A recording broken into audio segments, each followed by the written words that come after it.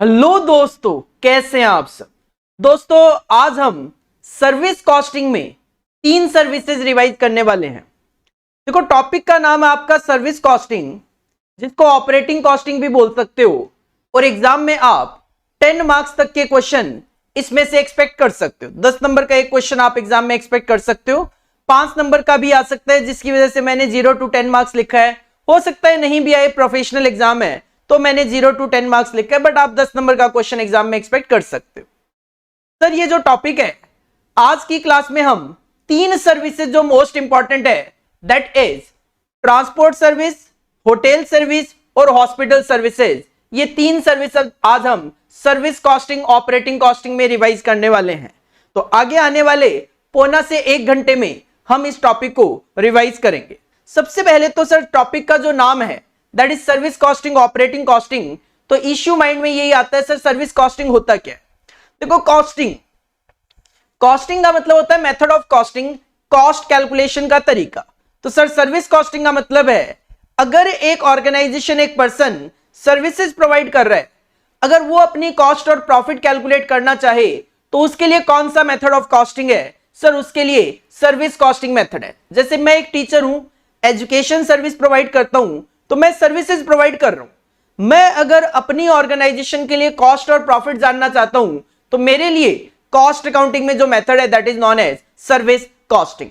तो it is a method of costing. तो service costing एक मेथड ऑफ कॉस्टिंग है which is used by the service provider. मैं use करूंगा किस लिए? For calculating cost and profit relating to a specific service. जो मैं सर्विस प्रोवाइड करवाता हूं उसके लिए मैं इसको यूज करूंगा। For calculation of cost and profit, जब हम सर्विस कॉस्टिंग में कॉस्ट और प्रॉफिट कैलकुलेट करना चाहते हैं तो उसके लिए हम बनाते हैं कॉस्ट शीट, जिसको आप ऑपरेटिंग कॉस्ट शीट या फिर सर्विस कॉस्ट शीट बोल सकते हो। For calculation of cost and profit relating to a service we have to prepare service cost sheet, that is also known as operating cost sheet. जैसे अगर मैं transport की service provide कराता हूं तो ट्रांसपोर्ट कॉस्ट शीट बना लूं, hotel की सर्विस प्रोवाइड कराता हूं होटल कॉस्ट शीट बना लूं, हॉस्पिटल की सर्विस प्रोवाइड कराता हूं तो हॉस्पिटल की कॉस्ट शीट बना सकता हूं। मैं अगर एजुकेशन सर्विस प्रोवाइड कर रहा हूं तो मैं एजुकेशन कॉस्ट शीट बना सकता हूं। तो जो भी आप सर्विस प्रोवाइड कर रहे हो उसके लिए आप क्या कर सकते हो? कॉस्ट शीट बना सकते हो। पहली जो सर्विस आज हमें रिवाइज करनी है that is transport service. Transport service के अंदर दोनों कवर्ड है। अगर एक ट्रांसपोर्ट का काम है पैसेंजर्स को एक प्लेस से दूसरे प्लेस में लेकर जाना, लाइक बसेस, रेलवे, मेट्रो वगैरह। दूसरा जिसका काम है माल को एक प्लेस से दूसरे प्लेस पे लेके जाना, लाइक मालगाड़ी हो गई, ट्रक्स वगैरह हो गई, दोनों ट्रांसपोर्ट कॉस्टिंग में कवर हो जाते हैं। तो it covers all the transport services whether these are engaged in carrying passengers और गुड्स। पैसेंजर के एग्जांपल मैंने मेट्रो, रेलवे, बसेस दे दी, और गुड्स का एग्जांपल ट्रक्स वगैरह, मालगाड़ी आप ले सकते हो। इन दिस सर्विस अगर आपको ट्रांसपोर्ट के केस में कॉस्ट और प्रॉफिट कैलकुलेट करने हैं तो इसके लिए हम कॉस्ट शीट बनाएंगे, और उसको आप या तो सर्विस कॉस्ट शीट के नाम से हेडिंग डाल देना या फिर ट्रांसपोर्ट कॉस्ट शीट हेडिंग डाल देना। ये जो ट्रांसपोर्ट की कॉस्ट शीट है, सर्विस की कॉस्ट शीट है, इसका एक स्पेसिफिक फॉर्मेट है। हेडिंग में आप डालते हो ट्रांसपोर्ट या सर्विस कॉस्ट शीट, और ये जो सर्विस कॉस्ट शीट है ये 2 कॉलम में बन जाती है, पर्टिकुलर अमाउंट। आप अगर अपना स्टडी मटेरियल वगैरह रेफर करते हो तो वहां पे कुछ क्वेश्चंस को 2 कॉलम में सॉल्व किया गया और कुछ क्वेश्चन को 3 कॉलम में सॉल्व किया गया। 2 में सॉल्व करना हो तो कुछ इस तरीके से, 3 में अगर वो करते हैं तो उस सिचुएशन में वो क्या करते हैं, फिक्स कॉस्ट लिख के पहले फिक्स कॉस्ट पर किलोमीटर निकाल लेते हैं, देन जो वेरिएबल कॉस्ट होती है उसका पर किलोमीटर कैलकुलेट करके टोटल करते हैं। बट देखो, अपने को एक ही कॉन्सेप्ट फॉलो करना चाहिए, क्योंकि एग्जाम में अगर क्वेश्चन आएगा तो मुझे क्या पता कि उस क्वेश्चन में मुझे टोटलिटी में करना चाहिए कि अलग अलग कॉलम करके करना चाहिए। तो अपने माइंड में एक ही कॉन्सेप्ट रखो, सर हम हर एक क्वेश्चन को 2 कॉलम में ही प्रिपेयर करके चलेंगे। क्योंकि अगर आप अपना स्टडी मटेरियल देखोगे, अगर वहां पे 10 क्वेश्चन है तो 8 में उन्होंने क्या करा, 2 कॉलम में बना दी, 2 क्वेश्चन में 3 कॉलम में बना दी। तो बेटर यह है 2 कॉलम में ही आप अपना कॉन्सेप्ट माइंड में सेट कर लो। सर 2 कॉलम में अपना ये transport that is service cost sheet बन जाएगी, और 3 पार्ट्स में ये बनती है। 3 पार्ट्स का मतलब है, सबसे पहले स्टैंडिंग चार्जेस लिखते हैं, that is also known as fixed cost. Then हम लिखते हैं running charges, that is also known as variable charges. Running charges कह दो चाहे वेरिएबल चार्जेस कह दो। और तीसरा जो पार्ट होता है वो होता है मेंटेनेंस कॉस्ट। तो ये जो स्टेटमेंट है ये 3 पार्ट्स में बनाया जाता है। फिक्स्ड कॉस्ट यहां पे लिख दी जाती है, वेरिएबल चार्जेस यहां पे लिख दिए जाते हैं, और मेंटेनेंस की कॉस्ट के लिए एक स्पेसिफिक हेडिंग दे दी गई है, तो मेंटेनेंस के खर्चे इसमें आ जाते हैं। तो नॉर्मली स्टैंडिंग में कौन कौन से खर्चे आते हैं? डेप्रीशिएशन, ड्राइवर की वेजेस, इंश्योरेंस, मैनेजर की salary, printing and stationery. Normally running charges में वो खर्चे आते हैं जो आप ट्रांसपोर्ट को चलाओगे तो खर्चे आएंगे, नहीं तो नहीं आएंगे, जैसे फ्यूल चार्जेस, ल्यूब्रिकेंट्स। इसके अलावा दो खर्चों को लेकर हमेशा इश्यू बना रहता है, एक है डेप्रीशिएशन, एक है ड्राइवर की वेजेस।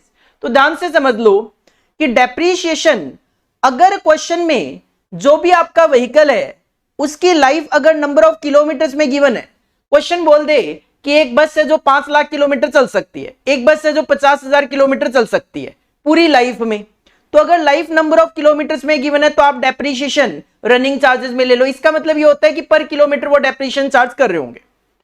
अदरवाइज क्वेश्चन लाइफ को किलोमीटर्स में ना बताकर सीधा सीधा बोले 10 साल की लाइफ है, तो आप स्ट्रेट लाइन मेथड एज्यूम करके डेप्रीशिएशन को स्टैंडिंग में डाल दो। सिमिलरली अगर आप ड्राइवर को वेजेस पे करते हो पर किलोमीटर या पर आवर बेसिस पे, तो अगर पर आवर बेसिस पे करते हो ड्राइवर को वेजेस, तो वो उस सिचुएशन में हो जाती है रनिंग चार्जेस की, सर जितने घंटे वो काम करेंगे उसके हिसाब से उनको वेजेस मिलेगी। अदरवाइज अगर मंथली गिवन है कि 10,000 रुपए पर मंथ, 12,000 रुपए पर मंथ, तो पर मंथ है तो आप ड्राइवर की वेजेस को स्टैंडिंग में डाल देना। तो डेप्रीशिएशन लाइफ, पूरी की पूरी लाइफ, अगर नंबर ऑफ किलोमीटर में है तो रनिंग में, अदरवाइज स्टैंडिंग। अगर पे आवर्स में गिवन है ड्राइवर की वेजेस, तो फिर उस सिचुएशन में रनिंग में, अदरवाइज स्टैंडिंग में। अगर किसी क्वेश्चन में आपको डाउट हो कि सर कहां पे डालूं, तो उस सिचुएशन में आप स्टैंडिंग में डाल देना। मतलब नंबर ऑफ किलोमीटर में लाइफ ना हो, पर आवर में ना हो, तो आप स्टैंडिंग में डाल दो। मेंटेनेंस में स्पेसिफिक दो खर्चे हम डालते हैं, एक तो रिपेयर एंड मेंटेनेंस का खर्चा, और एक टायर्स और ट्यूब से रिलेटेड जो खर्चे होते हैं वो। सारे के सारे खर्चे डालते वक्त आपको बस यहां पे एक ध्यान देना है कि आप स्टार्टिंग में ही ये डिसाइड कर लेना कि ये जो कॉस्ट शीट आप बना रहे हो, एक महीने की बना रहे हो या एक साल की बना रहे हो। अगर आपके पास नंबर ऑफ बसेस कई है तो आप पहले से ही डिसाइड कर लेना कि एक बस की बना रहे हो, अगर आपके पास 10 बसेस है तो 10 के लिए बना रहे हो, कितनी बसेस के लिए बना रहे हो। मतलब सर्विस कॉस्ट शीट बनाते वक्त पहले ही माइंड में ये सेट कर लेना है, सर कितने टाइम पीरियड के लिए बना रहा हूं, एक महीना या एक साल, कितनी नंबर ऑफ व्हीकल्स के लिए बना रहा हूं, 1, 10, 20, कितने के लिए बना रहा हूं। सारे के सारे खर्चे लिख के आप टोटल करोगे, आपको टोटल कॉस्ट पता चल जाएगी। और टोटल कॉस्ट में जैसे ही हम अपना प्रॉफिट मार्जिन ऐड करते हैं, तो नॉर्मली क्या होता है, एक मैन्युफैक्चरिंग ऑर्गेनाइजेशन के केस में टोटल कॉस्ट में प्रॉफिट ऐड करके सेल्स आता है। यहां पे टोटल कॉस्ट में प्रॉफिट ऐड करके सेल्स नहीं, उसको हम बोल देते हैं टोटल रिसिप्ट, या फिर इसको टोटल टेकिंग बोल दिया जाता है, या टोटल कलेक्शन, या फिर टोटल रेवेन्यू नाम दे दिया जाता है। मेरे पास एक एग्जांपल है transport that is service cost का एप्लीकेशन का, कॉस्ट शीट के पॉइंट ऑफ व्यू से, कि अगर हमें कॉस्ट शीट बनानी हो सर्विस कॉस्ट शीट ट्रांसपोर्ट की, कैसे बनाई जाए। एक एग्जांपल है, देखो, from the following data relating to 2 different vehicles, हमारे पास 2 व्हीकल है, प्रिपेयर ऑपरेटिंग कॉस्ट शीट। अपने को ऑपरेटिंग कॉस्ट शीट बनानी है। व्हीकल के नाम है EB6 और WB10। एनुअल किलोमीटर रन, एक साल में कितने किलोमीटर आप अपने व्हीकल को चलाओगे, तो 15,000 किलोमीटर और 6,000 किलोमीटर हम अपने व्हीकल को चलाएंगे। ये एक साल के किलोमीटर अपने पास दोनों व्हीकल्स के गिवन है। व्हीकल की कॉस्ट है 25,000 और 15,000। लाइसेंस फी है पूरे साल की, एनुअल लाइसेंस फी 750 और 75 ओनली। इंश्योरेंस भी पूरे साल का गिवन है, पर एनम 700 400। गैरेज का रेंट भी पूरे साल का गिवन है, 600 500। सुपरविजन चार्जेस भी पूरे साल की गिवन है, 1200 1200। ड्राइवर को आप वेजेस पे करते हो पर आवर बेसिस पे, 3 रुपए पर आवर, 3 रुपए पर आवर। तो सर ड्राइवर की वेजेस अगर पर आवर है तो वो रनिंग चार्जेस में लिख देना आप। कॉस्ट ऑफ पेट्रोल पर लीटर, 1 लीटर पेट्रोल का रेट चल रहा है 3 रुपए। किलोमीटर रन पर लीटर, 1 लीटर पेट्रोल आप डालोगे व्हीकल में, EB6 चलेगा 20 किलोमीटर और WB10 चलेगा 15 किलोमीटर। रिपेयर एंड मेंटेनेंस का जो खर्चा है वो है पर किलोमीटर 1.65 और 2, और टायर का जो एलोकेशन है पर किलोमीटर वो है 0.80 और 0.60। व्हीकल की लाइफ आपके पास किलोमीटर्स में गिवन है 1 लाख किलोमीटर और 75,000 किलोमीटर। सर अगर व्हीकल की लाइफ किलोमीटर्स में गिवन है तो आप इस सिचुएशन में इसको कहां कंसीडर करोगे, रनिंग चार्जेस में। क्वेश्चन 7 में ये भी कहते हैं, you may charge interest on cost of vehicle eight 5% per annum. Vehicle की जो कॉस्ट है 25,000 और 15,000, इसका 5% इंटरेस्ट खर्चा लिख देना। And vehicle run 20 kilometre per hour on an average, 20 kilometre एक घंटे में चलते हैं, तो सिंपल सी बात है 15,000 किलोमीटर चलने के लिए 15,000 डिवाइड बाई 20 750 आवर्स लगेंगे, और 6,000 किलोमीटर चलने के लिए 6,000 डिवाइड बाई 20 300 घंटे लगेंगे। अकॉर्डिंगली आप ड्राइवर की वेजेस कैलकुलेट कर पाएंगे। क्वेश्चन की डिमांड क्या है? क्वेश्चन की डिमांड क्या है सर? क्वेश्चन की डिमांड तो सबसे पहले ही लिखी हुई थी, हमें ऑपरेटिंग कॉस्ट शीट बनानी है। तो अगर व्हीकल 2 है तो इस सिचुएशन में 3 कॉलम में आप अपनी operating cost sheet, service cost sheet, transport cost sheet बना सकते हो। हेडिंग प्रेजेंटेशन कुछ इस तरीके से रहेगी, आंसर डालेंगे हेडिंग में, answer transport that is service cost sheet हम बना रहे हैं। जैसा कि मैंने आपको कहा, सबसे पहले तो ये डिसाइड कर लो कि ये जो कॉस्ट शीट आप बना रहे हो कितने टाइम के लिए बना रहे हो। तो ये जो है ये आपको मेनली किस तरीके से डिसाइड करना चाहिए, तो उसके लिए आप देखो कि आपके पास जो किलोमीटर गिवन है वो कितने टाइम के है। अगर आपके पास किलोमीटर 1 महीने के गिवन हो तो आप 1 महीने की कॉस्ट शीट बनाना, 1 साल के गिवन हो तो 1 साल की। अब आप ये मत सोच लेना सर व्हीकल की लाइफ गिवन है, पूरे लाइफ के गिवन है तो क्या पूरी लाइफ के लिए कॉस्ट शीट बना लूं? आंसर इज नो, या तो 1 महीने के लिए बनानी है या 1 साल के लिए नॉर्मली बनाई जाती है। तो ठीक है सर, इसका मतलब एनुअल किलोमीटर रन है तो पर एनम हम ये कॉस्ट शीट बनाते हैं। 2 व्हीकल है तो 3 कॉलम में आपकी ये कॉस्ट शीट बन जाएगी। पर्टिकुलर्स EB6 व्हीकल का नाम और WB10 3 पार्ट में बनेगी। Standing charges also known as fixed cost, running charges also known as variable cost और मेंटेनेंस कॉस्ट। सर बाइफिकेट कर लो खर्चों को। सबसे पहले व्हीकल की कॉस्ट है, व्हीकल की कॉस्ट कभी भी सारी की सारी नहीं लिखी जाती सर, इसका डेप्रिसिएशन वगैरह लिखा जाता है, लिख लेंगे। लाइसेंस फीस 750 और 75 sir, standing charges licence fees जो है वो स्टैंडिंग चार्जेस में आता है 750 75। उसके बाद इंश्योरेंस है पूरे साल का सर, जो फिक्स कॉस्ट होती है 700 400, तो स्टैंडिंग चार्जेस में आ जाएगा 700 400। गैरेज का रेंट भी फिक्स कॉस्ट होती है 600 और 500, तो फिक्स कॉस्ट में आ जाएगा 600 और 500 रुपए सर। इसके बाद सुपरविजन चार्जेस भी फिक्स कॉस्ट होते हैं 1200 तो 1200 और 1200। इसके बाद ड्राइवर को आपने वेजेस पे करनी है जो कि पर आवर है, तो सर ये रनिंग चार्जेस में आएगा। क्वेश्चन ने कहा व्हीकल चलेगा 20 किलोमीटर 1 घंटे में, मुझे चलाना है व्हीकल 15,000 किलोमीटर, तो सर 15,000 डिवाइड बाई 20 करोगे तो 750 घंटे, और 3 रुपए का रेट है तो 750 इंटू 3 2250 रुपए आप ड्राइवर को वेजेस पे करोगे। 15,000 divide by 20 15,000 kilometre per annum 20 kilometre per hour multiply by 3 रुपए पर आवर का रेट 2250।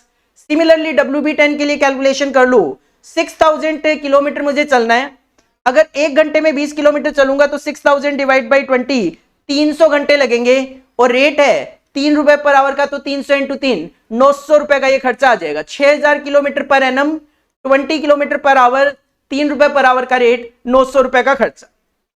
सिमिलरली आप पेट्रोल की कॉस्ट कैलकुलेट कर सकते हो। Petrol that is fuel charges होते हैं जो कि हमेशा रनिंग चार्जेस में आते हैं, तो सर पेट्रोल पर लीटर है 3 रुपए, तो आप ये देखो कि सर कितना लीटर पेट्रोल लगेगा। तो क्वेश्चन ने कहा 1 लीटर पेट्रोल में व्हीकल EB6 आपका चलेगा 20 किलोमीटर, तो सर मुझे चलना है 15,000 kilometre.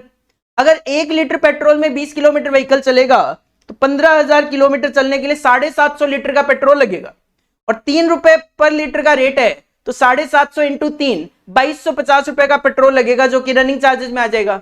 15,000 kilometre per annum 20 kilometre पर लीटर 3 रुपए पर लीटर का रेट, कैलकुलेशन ये वाली है 2250 रुपए।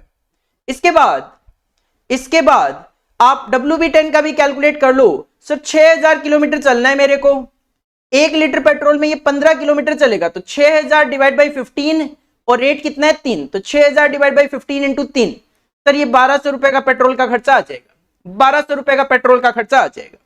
इसके बाद आगे चलूं तो रिपेयर एंड मेंटेनेंस का जो खर्चा है वो मेंटेनेंस कॉस्ट में स्पेसिफिकली हम डालते हैं 1.65 पर किलोमीटर।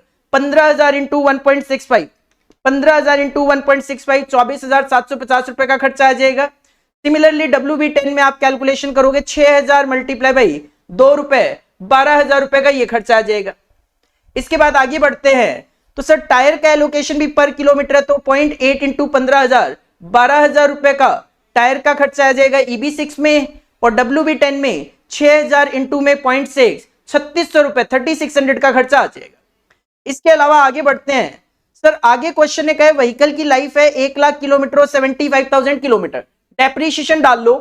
डेप्रिशिएशन का तरीका क्या होगा सर? 25,000 रुपए की कॉस्ट है 1 लाख किलोमीटर के लिए, तो 15,000 किलोमीटर के लिए कितना? तो 25,000 डिवाइड बाई 1 लाख इंटू में 15,000, 25,000 डिवाइड बाई 1 लाख इंटू 15,000, 3750 रुपए। WB10 में 15,000 divided by number of kilometre 75,000 multiply by 6,000, 15,000 divide by 75,000 multiply by 6,000, sir 1,200 रुपए का डेप्रिशिएशन का खर्च आ जाएगा, जो कि रनिंग चार्जेस में आएगा। और फाइनली क्वेश्चन ने कहा आपने व्हीकल की कॉस्ट का 5% इंटरेस्ट का खर्चा लिखना है। व्हीकल की कॉस्ट है 25,000, तो 25,000 का 5% और 15,000 का 5%, 25,000 का 5% और 15,000 का 5%। सर जो खर्चा है वो है आपका स्टैंडिंग चार्जेस, तो स्टैंडिंग चार्जेस में इंटरेस्ट आ जाएगा। इंटरेस्ट की कॉस्ट फिक्स्ड होती है 25,000 का 5% और 15,000 का 5%, 1,250 और 750। सारे खर्चे लिख दिए सर आपने, टोटल कर दो। सारे खर्चों का टोटल किया 49,521,825। सर बस यही ऑपरेटिंग कॉस्ट शीट है, ट्रांसपोर्ट की कॉस्ट शीट है। This is the transport cost sheet. Sir क्या कंपनी केवल और केवल टोटल कॉस्ट कैलकुलेट करती है, प्रॉफिट वगैरह रेवेन्यू वगैरह? बिल्कुल कर सकती है। इससे पहले एक कॉन्सेप्ट अपने को देखना पड़ेगा कॉस्ट यूनिट का। देखो नॉर्मली एक मैन्युफैक्चरिंग ऑर्गेनाइजेशन होती है, वो क्या करती है, ये टोटल कॉस्ट आ गई, इसको नंबर ऑफ यूनिट से डिवाइड करके कॉस्ट पर यूनिट निकालती है। जो सर्विस ऑर्गेनाइजेशन होती है उसमें नंबर ऑफ यूनिट्स होती है अलग अलग। जैसे मैं अगर एजुकेशन प्रोवाइड कर रहा हूं तो मेरे लिए नंबर ऑफ यूनिट मेरे नंबर ऑफ स्टूडेंट्स होते हैं। सिमिलरली अगर एक व्हीकल आप चला रहे हो तो उनके लिए नंबर ऑफ यूनिट्स जो है, हो सकता है कंपनी कॉस्ट पर किलोमीटर जानना चाहे, तो वो क्या करेगी, इस कॉस्ट को नंबर ऑफ किलोमीटर से डिवाइड करके कॉस्ट पर किलोमीटर निकाल सकते हैं। लेकिन नॉर्मली अगर आप प्रैक्टिकली देखोगे ऐसा नहीं होता। सिंपल सी मैं बात करूं, मान लो ये एक व्हीकल है, इसकी कॉस्ट है 49,500। अगर ये व्हीकल 1,000 किलोमीटर मैं लेके जाता हूं कहीं पे, 1,000 किलोमीटर लेकर जाता हूं, तो कॉस्ट आती है ये मेरी 49.5 पर किलोमीटर की, 49.5 पर किलोमीटर की। लेकिन सर व्हीकल जो होता है, एक बस है मान लो ये, उस एक बस में एक पैसेंजर थोड़ी ना होता है, तो ये 49.5 आप एक पैसेंजर से नहीं, आप अगर कहते हो सर 10 पैसेंजर है, तो 10 पैसेंजर है मतलब आपकी कॉस्ट 4.95 पर पैसेंजर ही आ रही है। मतलब पहले पर किलोमीटर भी निकाला, फिर पर पैसेंजर भी निकाली। इसका मतलब ये हो गया एक पैसेंजर के लिए 1 किलोमीटर के लिए मेरी ये कॉस्टिंग है, एक पैसेंजर के लिए 1 किलोमीटर के लिए मेरी कॉस्टिंग ये है। अगर आप केवल नंबर ऑफ किलोमीटर से डिवाइड करते हो तो कॉस्ट पर किलोमीटर आया, लेकिन आपने किलोमीटर से भी डिवाइड कर दिया और पैसेंजर से भी डिवाइड कर दिया, तो ये आ जाता है फिर cost per passenger per kilometre. एक पैसेंजर के लिए 1 किलोमीटर की क्या कॉस्टिंग आ रही, तो सर इसको बोला जाता है कॉस्ट यूनिट्स, जो कि दो तरीके की होती है, एक होती है सिंगल कॉस्ट यूनिट, एक होती है कॉस्ट यूनिट, एक होती है composite cost unit. Sir single cost unit तब बोलते हैं जब मैं केवल नंबर ऑफ किलोमीटर से डिवाइड करके छोड़ दूं, किलोमीटर एक सिंगल कॉस्ट यूनिट, मैं केवल पैसेंजर से डिवाइड करके छोड़ दूं, केवल सिंगल कॉस्ट यूनिट। लेकिन मैं अगर किलोमीटर से भी डिवाइड करूं, पैसेंजर से भी डिवाइड करूं, तो मैं यूज कर रहा हूं दो तरीके की यूनिट्स, किलोमीटर्स भी और पैसेंजर्स भी, उसको बोला जाता है कंपोजिट कॉस्ट यूनिट। हालांकि सर्विस ऑर्गेनाइजेशन में मेनली कंपोजिट कॉस्ट यूनिट चलता है प्रैक्टिकली, बट थ्योरेटिकली तो आपको यहां पे सिंगल कॉस्ट यूनिट का एप्लीकेशन भी क्वेश्चन में देखने को मिल सकता है और कंपोजिट कॉस्ट यूनिट का एप्लीकेशन भी क्वेश्चन में देखने को मिल सकता है। दोनों पे क्वेश्चन एक एक करवाऊंगा एग्जांपल। सबसे पहले सिंगल कॉस्ट यूनिट पे एक एग्जांपल देख लो। A practicing chartered accountant now spends on an average 2.50 per kilometer on taxi fare for his client work. एक चार्टर्ड अकाउंटेंट है जो अपने क्लाइंट का काम करने के लिए अभी टैक्सी हायर कर लेते हैं और उस टैक्सी वाले को 2.5 रुपए पर किलोमीटर पे करते हैं, ठीक है, मतलब अभी उनकी कॉस्टिंग क्या आ रही है, 2.5 रुपए पर kilometre. He is considering 2 alternative. अब उनके सामने 2 अल्टरनेटिव है, purchase of a new small car, या तो वो नई कार खरीद ले छोटी, या खरीदे एन ओल्ड बिगर कार, या फिर बड़ी कार खरीदें लेकिन पुरानी। और एस्टिमेटेड कॉस्ट फिगर्स आर, अगर वो नई कार खरीदेंगे तो परचेज प्राइस होगा 84,000 का, पुराने जमाने का क्वेश्चन है। अगर ओल्ड बिगर कार खरीदे तो सर 40,000 रुपए में मिल जाएगी, मिले तो मेरे को भी 2-4 दिलवा देना। सेल प्राइस 5 साल के बाद 34,000 और 8,000 रुपए है, तो आप इजीली यहाँ पे डेप्रिशिएशन कैलकुलेट कर सकते हो। 84,000 माइनस 34,000 डिवाइड बाई 5 करोगे, एक साल का डेप्रिशिएशन आ जाएगा। 40,000 माइनस 8,000 डिवाइड बाई 5 करोगे, एक साल का डेप्रिशिएशन आ जाएगा। रिपेयर एंड सर्विसिंग पूरे साल का गिवन है 1800, 2400, सर रिपेयर का जो खर्चा होता है वो स्पेसिफिकली मेंटेनेंस कॉस्ट में जाता है। यहां पे डेप्रिशिएशन एसएलएम पे बेसिस पे मैंने कैलकुलेट करा है, ये आपका स्टैंडिंग चार्जेस में चला जाएगा। टैक्सेस एंड इंश्योरेंस पूरे साल के हैं 3400 और 1600 रुपए से स्टैंडिंग चार्जेस में चले जाएंगे।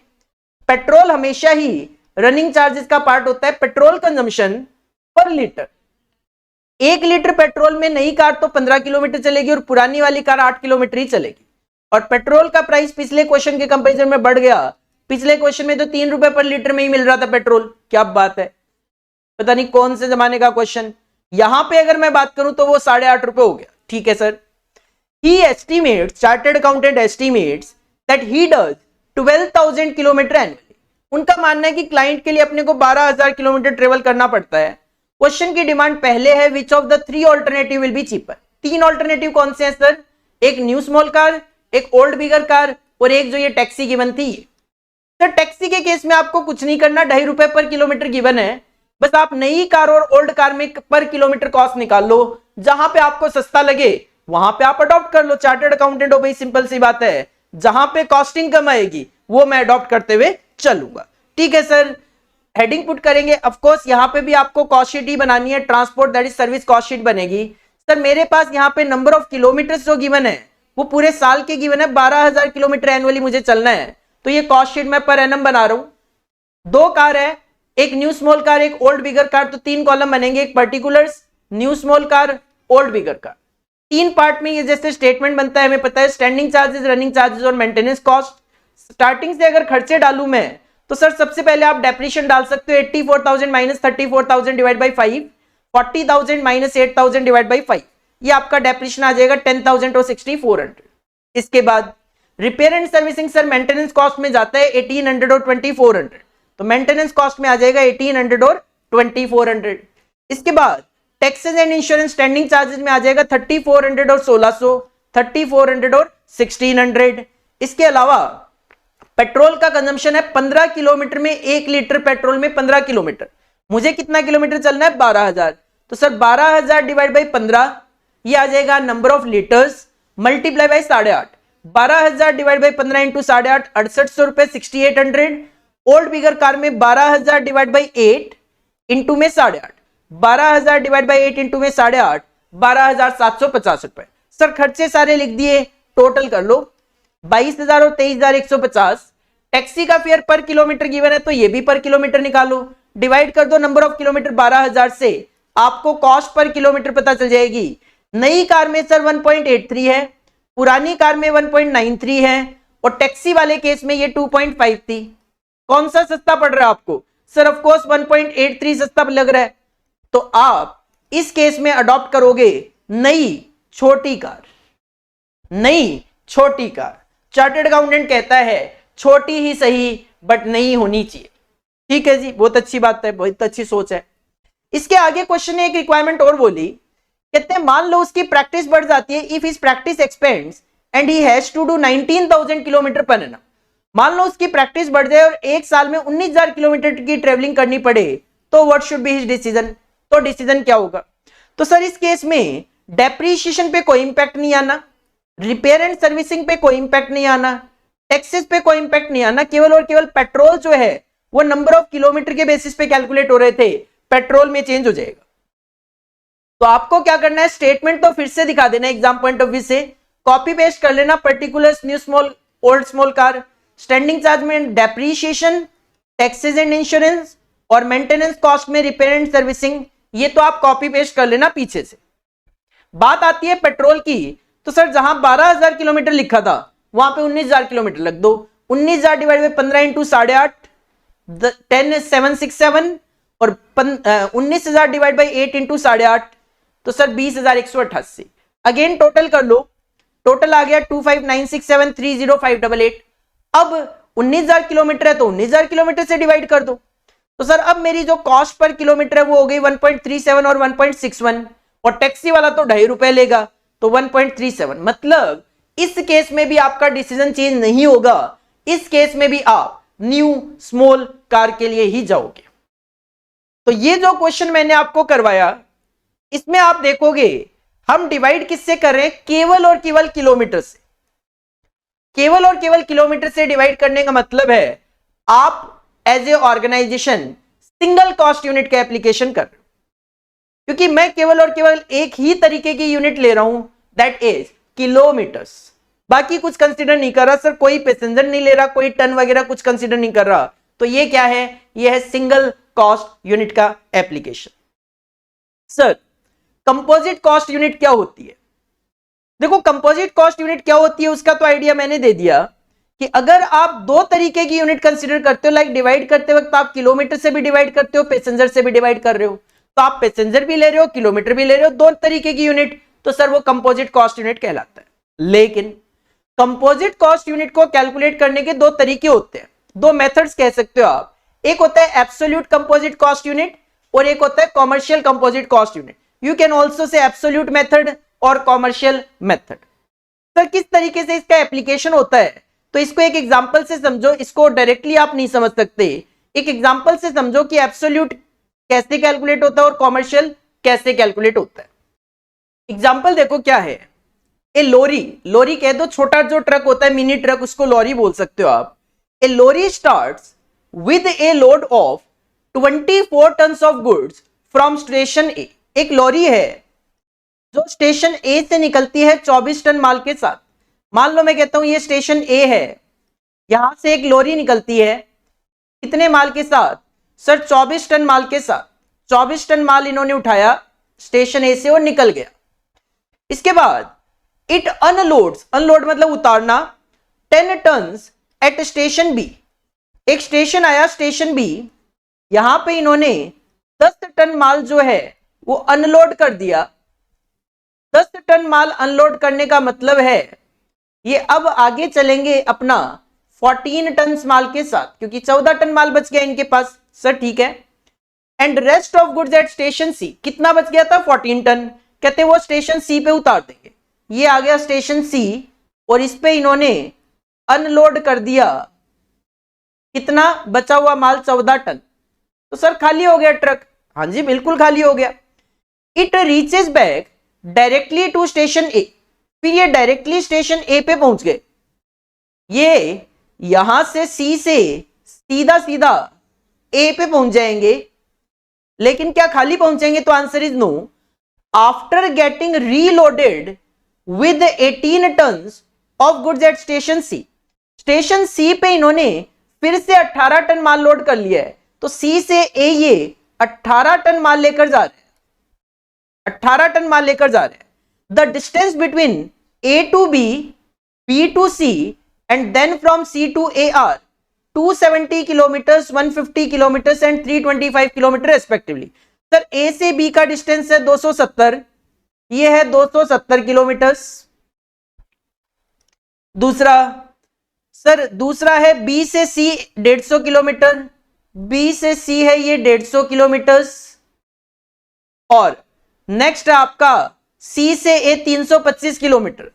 अब आप ये कैलकुलेट करने मत बैठ जाना बिल्कुल भी कि सर यहां से यहां जब मैं जा रहा था 270 प्लस 150, 270 प्लस 150 420 था, आते वक्त 325। भाई शॉर्टकट ले लिया बंदे ने, अपने को इतना दिमाग यूज नहीं करना। हाँ ये गिवन नहीं हो तो आप दोनों का एडिशन करके यहां पे लिख सकते हो। क्वेश्चन चाहता क्या है, क्वेश्चन चाहता है कंप्यूट करो आप एब्सोल्यूट टन किलोमीटर और कॉमर्शियल टन किलोमीटर। क्वेश्चन में टन्स है, किलोमीटर्स है, जिसकी वजह से क्वेश्चन आपसे टन किलोमीटर जानना चाह रहा है। टन भी और किलोमीटर भी दो तरीके की यूनिट ले रहे हो तो वो क्या है, कंपोजिट कॉस्ट यूनिट कहलाती है। Sir absolute tonne kilometre, absolute और कॉमर्शियल मेथड है दो तरीके के। अगर मुझे एब्सोल्यूट कैलकुलेशन करनी है तो ध्यान देना कैसे होता है।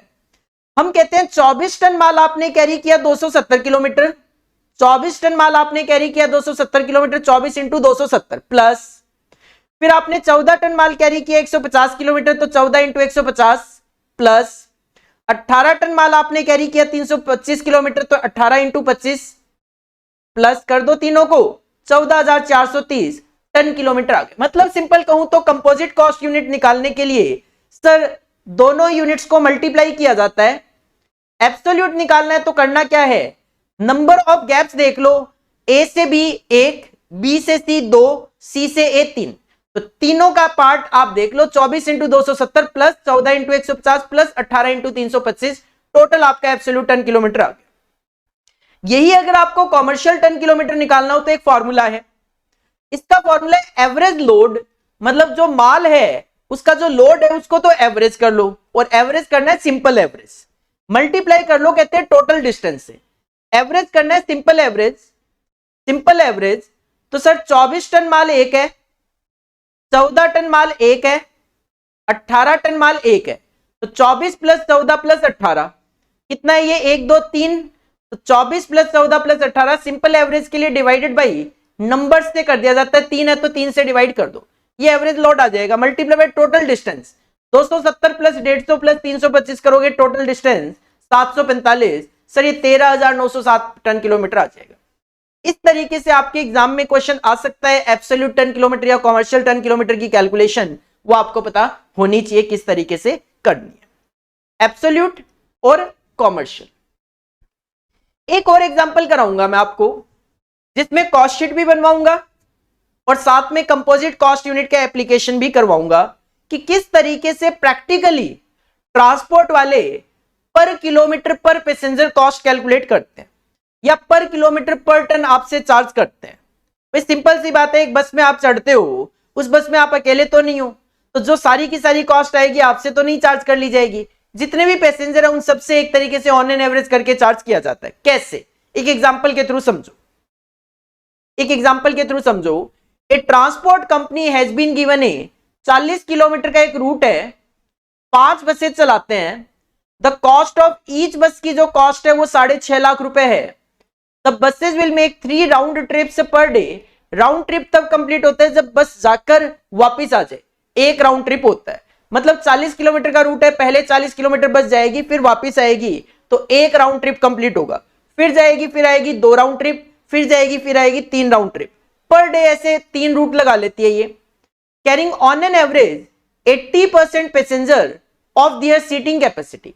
बस की जो सीटिंग कैपेसिटी है उसका 80% नॉर्मली उसमें पैसेंजर होते हैं, और सीटिंग कैपेसिटी कितनी है 40 पैसेंजर की, तो यू कैन से सर 40 का 80% 32 पैसेंजर एनी टाइम बस के अंदर होते हैं। The buses will run on an average 25 days in a month.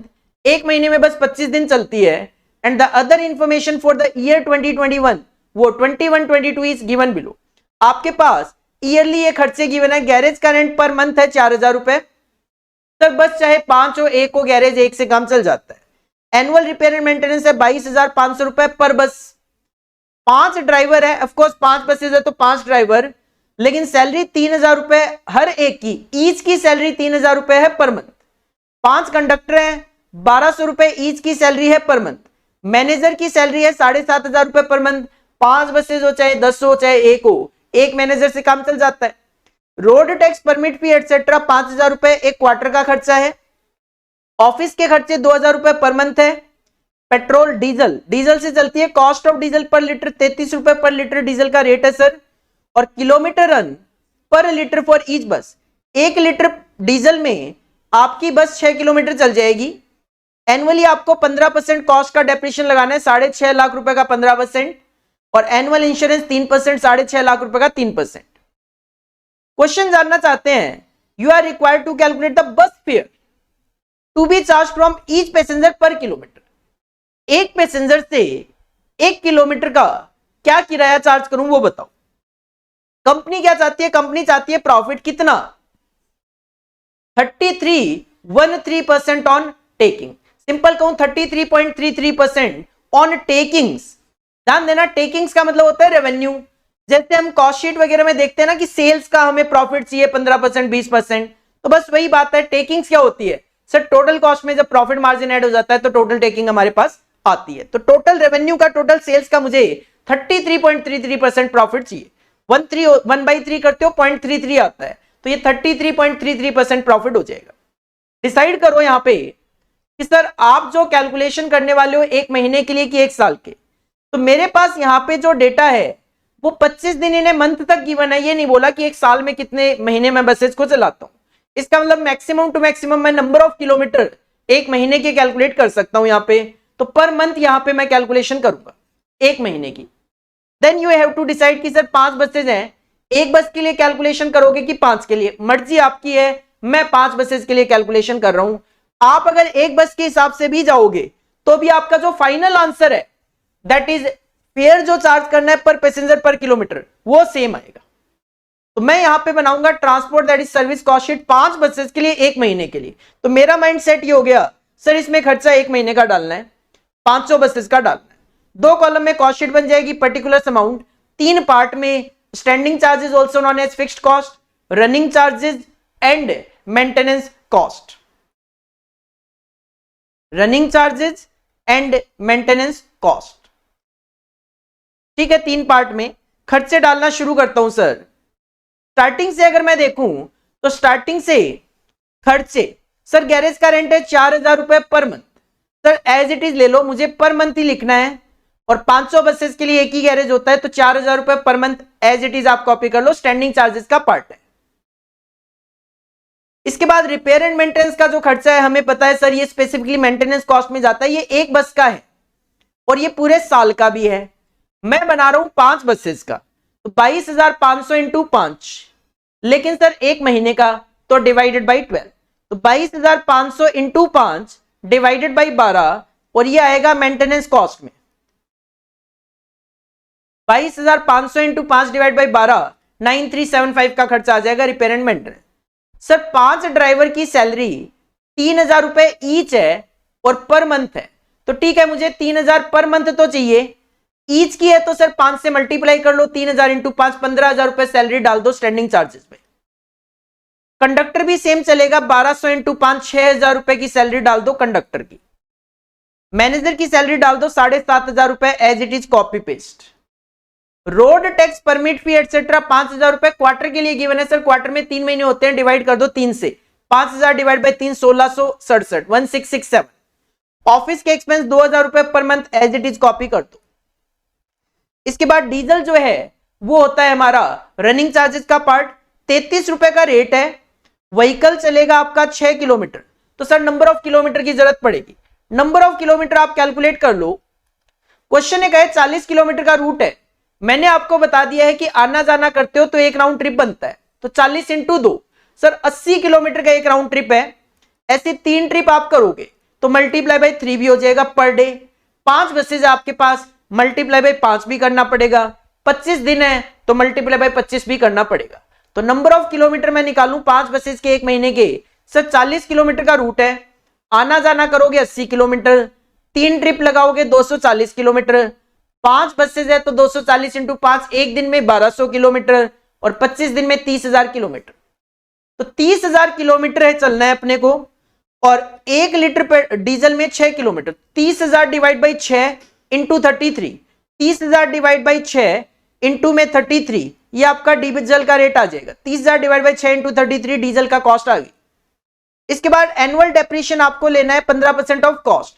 Sir cost है मेरी 6.5 लाख रुपए एक बस की, मैं 5 बस के लिए बना रहा हूं तो मल्टीप्लाई बाई 5 हो जाएगा, तो 6.5 लाख का 15% इंटू 5, लेकिन सर ये एनुअल है, मैं तो 1 महीने की बना रहा हूं तो डिवाइड बाई 12 भी कर दो, डिवाइड बाई 12 भी कर दो, तो 6.5 लाख का 15% एक बस, मल्टीप्लाई बाई 5 बस, 1 महीने के लिए डिवाइड बाई 12। सिमिलरली आपको एनुअल इंश्योरेंस है, एनुअल 3% कॉस्ट का, तो 6.5 लाख का 3% एक बस का आ गया, मल्टीप्लाई बाई 5 करोगे 5 बसेस का, पर मंथ में कन्वर्ट करने के लिए डिवाइडेड बाई 12 करोगे तो 8,125 आ जाएगा। इसके बाद बाकी कोई खर्चा तो है नहीं सर, सारे के सारे खर्चे हमने कंसीडर कर लिए हैं, तो आप क्या कर सकते हो, खर्चों का टोटल कर लो, आप खर्चों का टोटल कर लो। सर खर्चों का टोटल आ गया मेरा 259,292। अब क्वेश्चन ने क्या कहा कि सर मुझे प्रॉफिट चाहिए किसका, टेकिंग्स का, कितना 33.33%। अगर total cost plus profit is equal to total taking होता है, और आपको पता है कि सर टेकिंग्स का 33.33% ये है, तो total cost will be 66.66%, so it means 259,292 indicates 66.66%. What will be your total takings? और इस टोटल टेकिंग का 33.33% आप यहां पे प्रॉफिट मार्जिन लिख दोगे, आपकी कॉस्ट शीट तो कंप्लीट हो गई। क्वेश्चन जानना चाहता है एक पैसेंजर से 1 किलोमीटर के लिए क्या कॉस्ट चार्ज करूं, तो आप क्या फेयर चार्ज करूं, तो आपको इस फेयर को दोनों से डिवाइड करना है, सर किलोमीटर से भी डिवाइड करना और पैसेंजर से भी डिवाइड करना है। तो हम इसके लिए क्या करते हैं, हम इसके लिए कंपोजिट कॉस्ट यूनिट निकाल लेते हैं। हम इसके लिए क्या करते हैं, पैसेंजर किलोमीटर निकाल लेते हैं। सिंपली पैसेंजर किलोमीटर निकालने का तरीका क्या है सर, किलोमीटर को पैसेंजर से मल्टीप्लाई कर लो। किलोमीटर आपने ऑलरेडी निकाल रखे हैं 30,000। पैसेंजर क्वेश्चन ने कहा 40 पैसेंजर की कैपेसिटी है बस, बट 80% ही बैठते हैं। 30,000 इंटू 32 9,60,000 पैसेंजर किलोमीटर आ गए। सर डिवाइड कर दो, ये आपका टोटल टेकिंग, डिवाइड करोगे नंबर ऑफ किलोमीटर पैसेंजर से, तो ये आपको रेट पता चल गया, फेयर पता चल गया। अराउंड ये 41 पैसे है, 40 और 41 के बीच में। सर 41 पैसे के अराउंड आप एक पैसेंजर से 1 किलोमीटर का चार्ज कर लो। अगर कोई पैसेंजर 5 किलोमीटर जा रहा है, अराउंड 2 रुपए के आसपास चार्ज कर लो आप उनसे। 10 किलोमीटर जा रहा है 4 रुपए के आसपास। पुराना क्वेश्चन है, रेट आपके कम ही कैलकुलेट होके आएंगे। इस क्वेश्चन में आपको समझना केवल ये है सर, क्वेश्चन को करने से पहले ही ये डिसाइड कर लेना पीरियड क्या है और नंबर ऑफ व्हीकल्स क्या है। गलती कहां पे होती है सर्विस कॉस्टिंग में, क्लियर कर देता हूं आपको। गलती यहीं पे होती है कि काफी सारे आइटम पर मंथ होते हैं, काफी सारे आइटम क्वार्टरली होते हैं, काफी सारे आइटम एनुअल होते हैं। हम बस वहीं पे कैलकुलेशन में गलती कर जाते हैं, बाकी कहीं पे गलती होने के कोई चांसेस नहीं होते।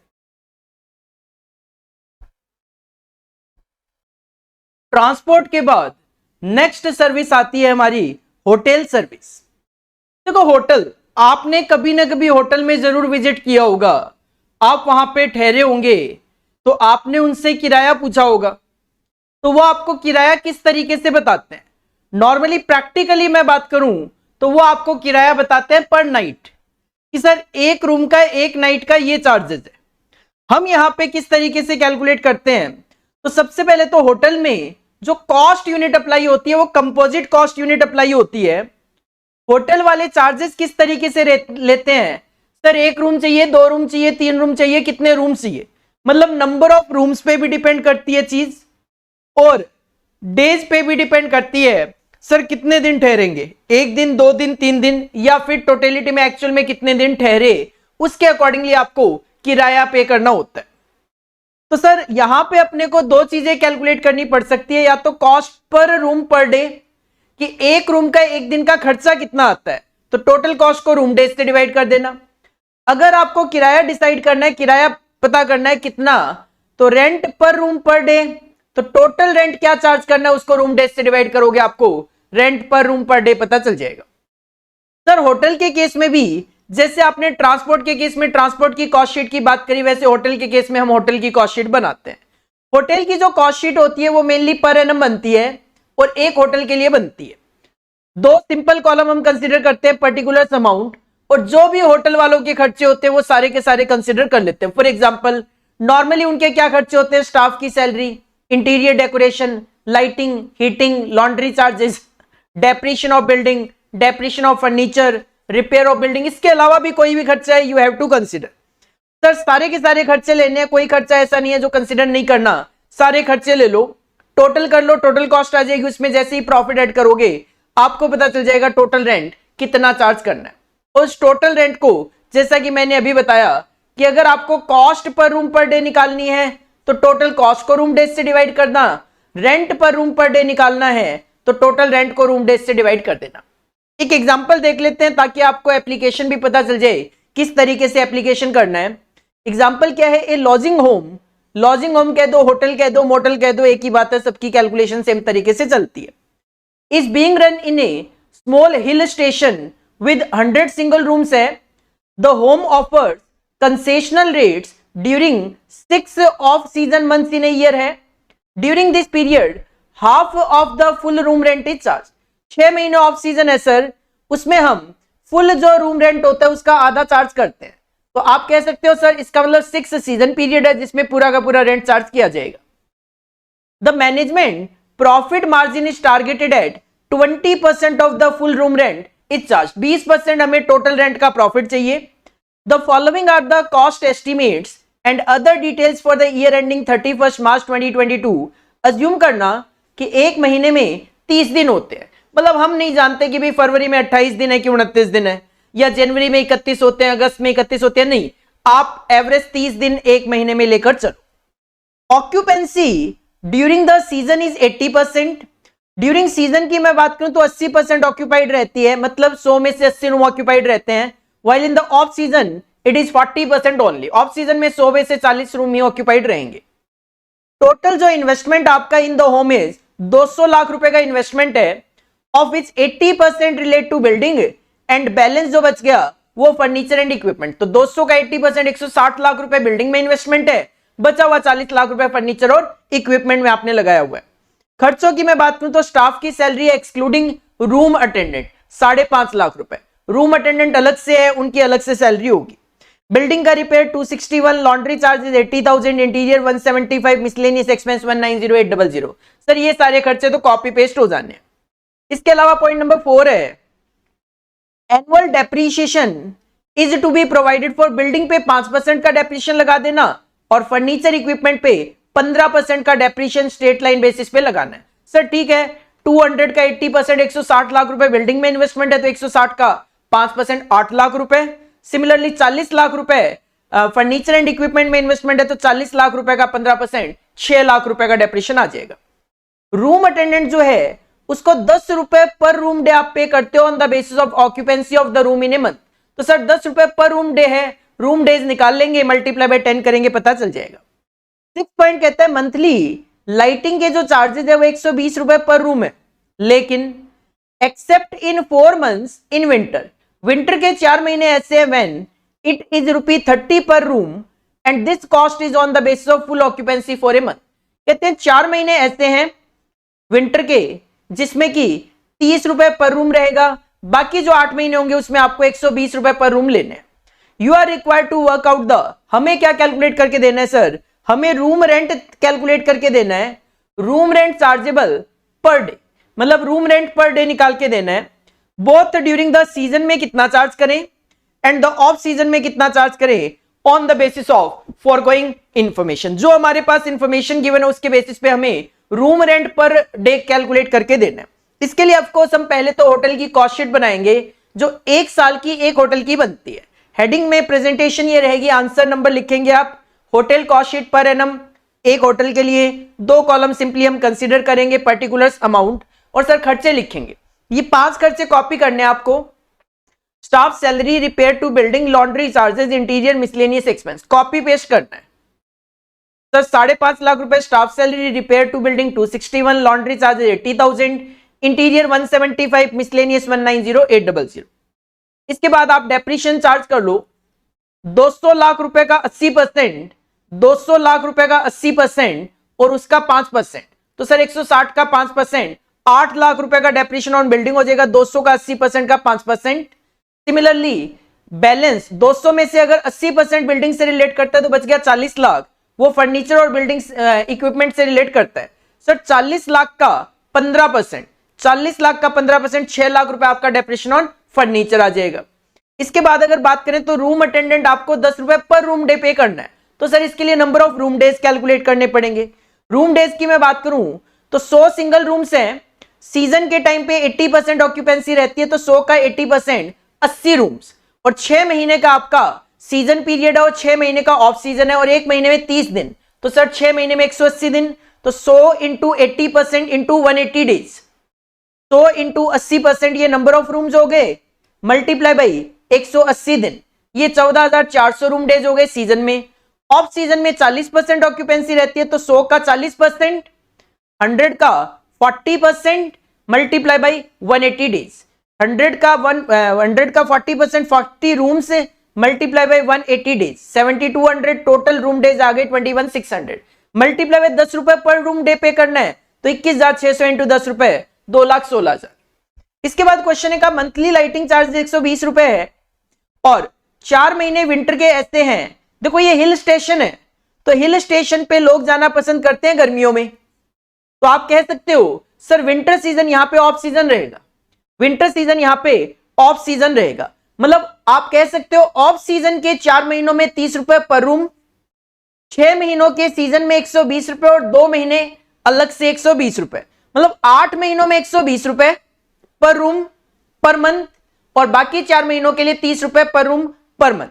तो सर मैंने क्या किया है, सीजन के 6 महीने ले लिए पहले, तो सीजन के 6 महीने ले लिए पहले, तो सीजन के जो 6 महीने हैं उसमें 80 रूम आपके ऑक्यूपाइड रहते हैं, 100 का 80%, तो सर 80 रूम ऑक्यूपाइड रहेंगे 6 महीने तक, तो 480 और इसके लिए 120 रुपए पर मंथ आपको पे करने हैं, क्योंकि ये पर मंथ है 120 रुपए, तो नंबर ऑफ मंथ से मैंने यहां पे 6 महीनों से मल्टीप्लाई कर लिया 57,600। सिमिलरली ऑफ सीजन को आप दो पार्ट में डिवाइड कर लो, क्योंकि 4 महीने तो ऐसे हैं जिसमें 30 रुपए, मतलब 2 महीने तो ऐसे हैं जिसमें पूरा 120 रुपए लगेगा। तो सर 2 महीने 40 रूम ऑक्यूपाइड रहते हैं ऑफ सीजन में, 80 रूम हो गए, 80 रूम मंथ्स, 120 रुपए के हिसाब से 9600, और 4 महीने ऐसे हैं जिसमें केवल 30 रुपए, तो सर 4 महीने 40 रूम ऑक्यूपाइड रहेंगे और 160 रूम मंथ हो गए, मल्टीप्लाई बाय 30 रुपए के अकॉर्डिंगली 48,000, 72,000 आपकी लाइटिंग का खर्चा आएगा, जो कि आप यहां पे लिख सकते हो। बस सर इसके अलावा कोई खर्चा नहीं है, आप इसका टोटल करोगे आपको 29,44,800 का टोटल कॉस्ट पता चलेगी। और क्वेश्चन ने स्टार्टिंग में ही अपने को कहा 20% प्रॉफिट चाहिए, किसका? रेंट का। सर रेंट तब आता है जब टोटल कॉस्ट में प्रॉफिट ऐड करते हैं, तो टोटल कॉस्ट में प्रॉफिट ऐड करके रेंट आएगा। इसका मतलब है कि जो मेरा टोटल कॉस्ट है वो 80% है, क्योंकि प्रॉफिट 20% है, तो 29,44,800 इंडिकेट 80%, तो आपका टोटल रेंट होगा 36,81,000, इसका 20% 736,200 आप प्रॉफिट डाल दो। क्वेश्चन क्या चाहता है? क्वेश्चन चाहता है कि हम बताएं सीजन और ऑफ सीजन में room rent per day. Sir room rent per day बताना है। क्वेश्चन ने स्टार्टिंग में क्या कहा? क्वेश्चन ने स्टार्टिंग में कहा कि 6 महीने ऑफ सीजन के होते हैं जिसमें हम फुल रूम रेंट का हाफ चार्ज करते हैं। इसका मतलब अगर मैं कहूं कि सीजन में हम एक्स रेंट चार्ज करते हैं, तो आप ऑफ सीजन में हाफ एक्स ही चार्ज करोगे। अगर मैं कहूं कि भाई सीजन में हम रेंट चार्ज करते हैं room rent per day x, तो ऑफ सीजन में आप 0.5 एक्स चार्ज करोगे। सीजन में आपके रूम ऑक्यूपाइड रहते हैं 80, अकॉर्डिंगली हमने रूम डेज भी कैलकुलेट किए हुए हैं। सीजन में रूम डेज है आपके 14,400, 80 रूम ये डेज, ये 40 रूम ये डेज, तो सर 14,400 रूम डेज है सीजन के। पर रूम डे मैं एक्स चार्ज करूंगा तो इतना रेंट चार्ज करूंगा। सिमिलरली ऑफ सीजन के रूम डेज है 7,200, इसमें मैं चार्ज करूंगा 0.5 एक्स, और टोटल मुझे रेंट चार्ज करना है 36,81,000, तो it should be equal to 36,81,000। इसको सॉल्व कर लो, आपको एक्स पता चल जाएगा।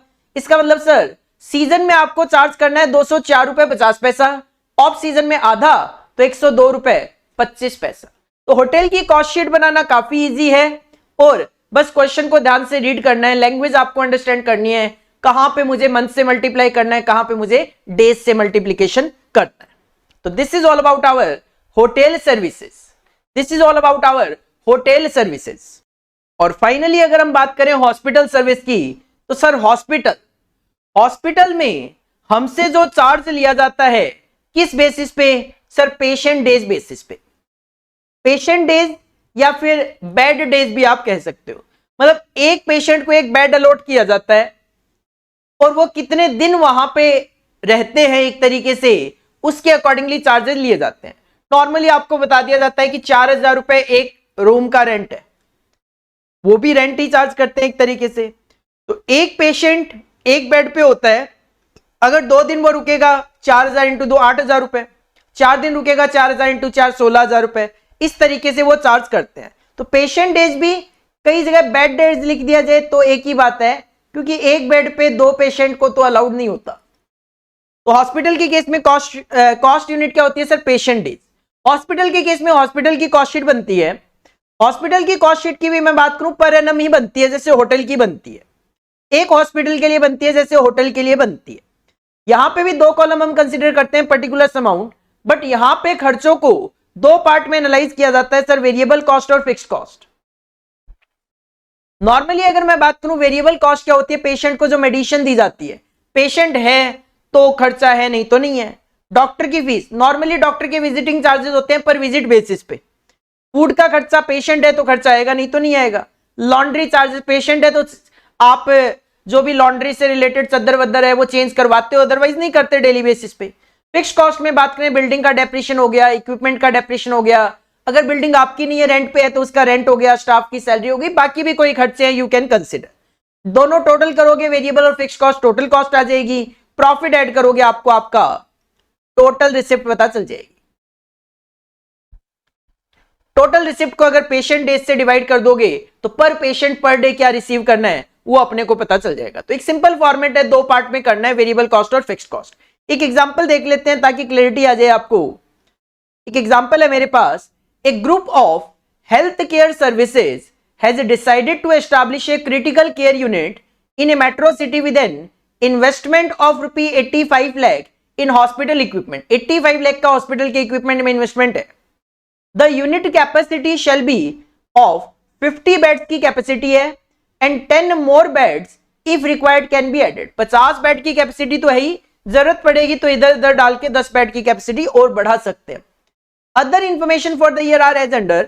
बिल्डिंग का रेंट है 2,25,000 रुपए पर मंथ, मल्टीप्लाई बाय 12 कर लेंगे, पर एनम आ जाएगा। मैनेजर की सैलरी है 50,000 रुपए per month to each one, और 3 मैनेजर है तो सर 50,000 इंटू 3 इंटू 12 करेंगे, मैनेजर की सैलरी आ जाएगी। ये भी फिक्स्ड है, ये भी फिक्स्ड है। नर्स की सैलरी, नर्सेज हैं 24, 18,000 रुपए per month to each nurse. 18,000 into 24 into 12 करोगे, पूरे साल की नर्सेज की सैलरी आ जाएगी, और ये भी फिक्स्ड है। वार्ड बॉय की salary, number of ward boy भी 24 है, और इनकी सैलरी है 9,000 पर मंथ पर पर्सन। तो सर 9,000 इंटू 24 इंटू 12 करोगे, सारे के सारे वार्ड बॉय की पर एनम सैलरी आ जाएगी, ये भी फिक्स्ड में आ जाएगा। डॉक्टर का जो पेमेंट है वो 5.5 लाख रुपए पर मंथ है, मल्टीप्लाई बाय 12 तो हो गई, लेकिन क्लियर किया इन्होंने paid on the basis of number of patient attendant and time spent bye them. Number of patient के अकॉर्डिंगली पेमेंट होता है, इसका मतलब ये वेरिएबल है। Food and laundry services variable है, लिखा हुआ है एज इट इज आ जाएगा 39,53,000। मेडिसिन टू पेशेंट वेरिएबल है 22,75,000, ये भी एज इट इज आ जाएगा। Administrative overhead 28 lakh per year, admin के जो खर्चे होते हैं वो फिक्स नेचर के होते हैं, फिक्स्ड में डाल देंगे। इक्विपमेंट पे डेप्रिशिएशन लगाना है 15% per annum on original cost, तो 85 लाख का 15% डेप्रिशिएशन फिक्स्ड कॉस्ट में डाल देंगे। It was reported that for 200 days in a year 50 beds were occupied, for 105 days 30 beds were occupied, and for 60 days 20 beds were occupied. Multiply हो जाएगा sir 200 into 50 plus 105 into 30 plus 60 into 20। Hospital hired 250 beds at a charge of 950 per bed. Hospital ने 250 bed higher किए हैं 950 रुपए पर bed के accordingly, sir multiply करके variable cost में डाल देंगे। लेकिन यहां पे एक लाइन लिखी हुई है to accommodate the flow of patient, ये लाइन बड़ी काम की है। To accommodate the flow of patient, to accommodate the flow of patient का मतलब क्या होता है? मान लो एक पेशेंट है जिसको आपने रूम नंबर 105 अलॉट करा हुआ है, रूम नंबर 105 अलॉट करा हुआ है। अब आपको उसका अल्ट्रासाउंड करवाना है, तो वो वाला जो बेड 105 में है वही वाला बेड लेकर आप अल्ट्रासाउंड में नहीं चले जाओगे। अल्ट्रासाउंड करवाने जिस रूम में जाओगे वहां पे दूसरा बेड होता है, मतलब पेशेंट एक और एक टाइम पे उसके लिए 2 बेड ऑक्यूपाइड है, 105 वाला भी वो वाला भी।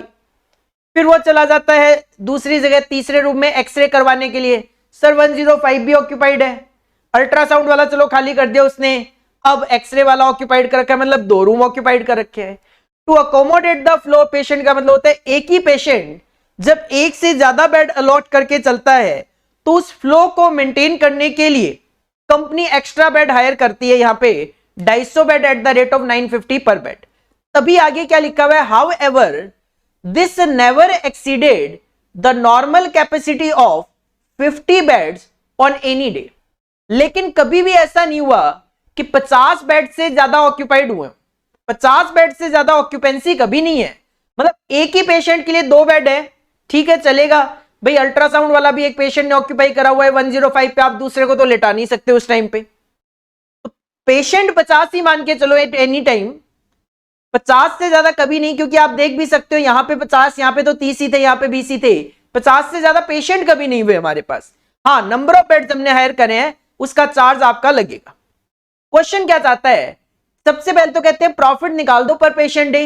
अगर हॉस्पिटल चार्ज करता है ऑन एन एवरेज 2500 रुपए per day from each patient, sir ठीक है चार्जेस तो पता चल गया, अपने को प्रॉफिट निकाल के देना है, और प्रॉफिट निकालने के लिए भी कॉस्ट शीट तो बनानी है, तो हम हेडिंग पुट करेंगे हॉस्पिटल कॉस्ट शीट, एक साल के लिए एक हॉस्पिटल के लिए। Sir simple 2 column particular amount, 2 part में कॉस्ट शीट बन जाती है, फिक्स्ड कॉस्ट वेरिएबल कॉस्ट।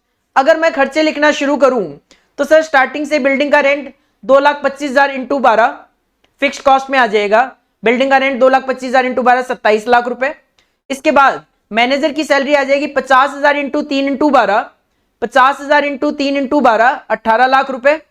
इसके बाद नर्स की सैलरी आ जाएगी 18,000 इंटू 24 इंटू 12, 18,000 इंटू 24 इंटू 12 51,84,000 रुपए। वार्ड बॉय की सैलरी आ जाएगी 9,000 इंटू 12 इंटू 24, 9,000 इंटू 12 इंटू 24 25,92,000। इसके बाद डॉक्टर्स का जो पेमेंट है 5.5 लाख रुपए per month, 5.5 lakh into 12 variable cost में आएगा 66 लाख का। इसके बाद food and laundry services variable है sir 39,53,000 as it is copy करना है, 39,53,000 एज इट इज कॉपी करना है। उसके बाद मेडिसिन टू पेशेंट वेरिएबल है 22,75,000 कॉपी पेस्ट करना है वेरिएबल कॉस्ट में। इसके बाद एडमिन ओवरहेड 28 लाख रुपए पर एनम फिक्स कॉस्ट में लिख दो, फिक्स कॉस्ट में लिख दो, फिक्स कॉस्ट में लिख दो 28 लाख रुपए एडमिनिस्ट्रेशन के एक्सपेंसेस। इसके बाद depreciation on equipment sir 85 lakh के इक्विपमेंट है क्वेश्चन ऊपर का, तो 85 लाख का 15% फिक्स कॉस्ट में लिख दो, 85 लाख का 15% फिक्स कॉस्ट में लिख दो सर। इसके अलावा हमने 250 बेड एक्स्ट्रा हायर किए 950 के अकॉर्डिंगली वेरिएबल कॉस्ट में आ जाएगा 250 इंटू 950, 250 इंटू 950, 250 इंटू 950 237,500 सारे खर्चे लिख दिए। टोटल कर लो, आपको टोटल कॉस्ट पता चल गई। क्वेश्चन क्या कहता है, क्वेश्चन कहता है प्रॉफिट बताओ, हम पर पेशेंट पर डे एक पेशेंट से एक दिन का 2500 रुपए चार्ज करते हैं। तो सर इसके लिए अपने को नंबर ऑफ पेशेंट डेज निकालने हैं। पेशेंट डेज निकालने का सिंपल सा तरीका 200 into 50 plus 105 into 30 plus 60 into 20। Patient days 200 into 50 plus 105 into 30 60 into 20। ये जो एक्स्ट्रा बेड हायर किए आपने ये नहीं लेने, क्यों नहीं लेने, इससे नंबर ऑफ पेशेंट नहीं बढ़ा, ये केवल और केवल to accommodate the flow patient के लिए है। अगर ये लाइन ना लिखी हुई हो to accommodate the flow patient however this never exceeded the normal capacity, ये नहीं लिखी है तो आप 250 बेड अलग से ऐड कर लेना। ये लाइन नहीं लिखी है आप 250 ऐड कर लेना, यहां पे नहीं होंगे।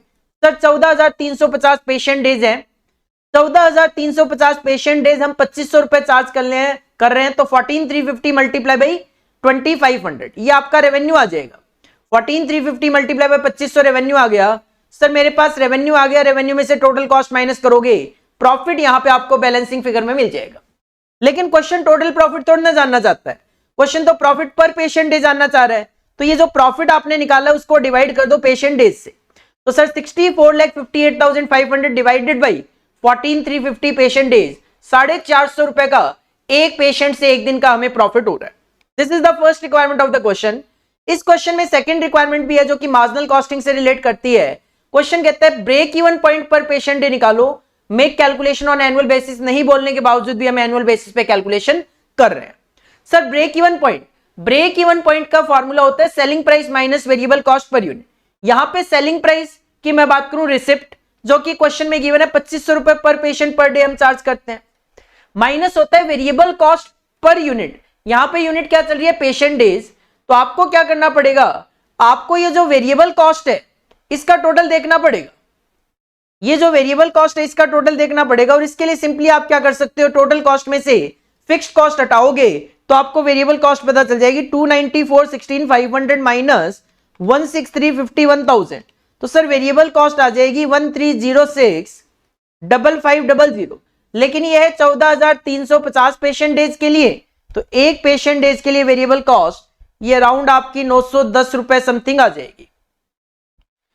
तो आप यहां पे देख सकते हो सर मैंने फॉर्मूला लगा दिया ब्रेक इवन पॉइंट का, फिक्स्ड कॉस्ट अपॉन में कंट्रीब्यूशन पर यूनिट फॉर्मूला होता है। फिक्स्ड कॉस्ट का टोटल हम ऑलरेडी कर चुके हैं 163,51,000, 163,51,000 divide by contribution per unit का फॉर्मूला होता है selling price minus variable cost per unit.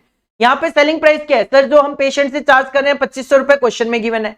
Variable cost per unit, sir variable cost total ये है, ये कहां से निकाली मैंने, टोटल कॉस्ट में से फिक्स्ड कॉस्ट निकाल दी है।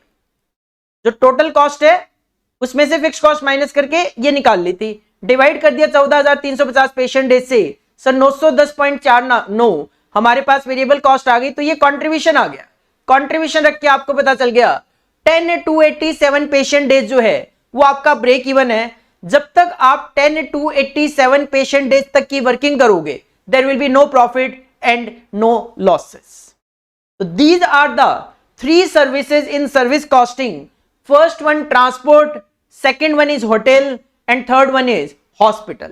वैसे तो तीनों ही इंपॉर्टेंट है, but exam point of view से ट्रांसपोर्ट ज्यादा इंपॉर्टेंट है, सेकंड नंबर आता है होटल का, लास्ट में हॉस्पिटल आपसे एग्जाम में पूछा जा सकता है। चैनल को सब्सक्राइब करना मत भूलिए, चैनल को सब्सक्राइब कर लीजिए क्योंकि और रिवीजन वीडियो लेक्चर्स आने वाले हैं। Cost accounting, cost FM, OMSM, inter level पे अगर मैं बात करूं तो फाइनल लेवल के लिए एससीएम डीएम के भी रिवीजन लेक्चर्स हम लेकर आने वाले हैं। फास्ट ट्रैक रिवीजन लेक्चर आप स्टडी कर चुके हो, आपके लिए काफी ज्यादा बेनिफिशियल होंगे। नहीं भी करी है तो भी आप चीजों को 50% तो अंडरस्टैंड कर ही सकते हो। अगर आप सेल्फ स्टडी भी कर रहे हो तो उस सिचुएशन में भी अगर किसी पॉइंट पे आपको कोई डाउट है तो आप नो डाउट फास्ट ट्रैक में भी उन चीजों को इजीली अंडरस्टैंड कर सकते हो। तो चैनल को सब्सक्राइब कर लीजिए, बेल आइकन को प्रेस कीजिए ताकि नेक्स्ट वीडियो का आपको नोटिफिकेशन मिल जाए, और जल्दी ही मिलते हैं नेक्स्ट रिवीजन वीडियो लेक्चर के साथ। चलिए जी, थैंक यू, बाय बाय।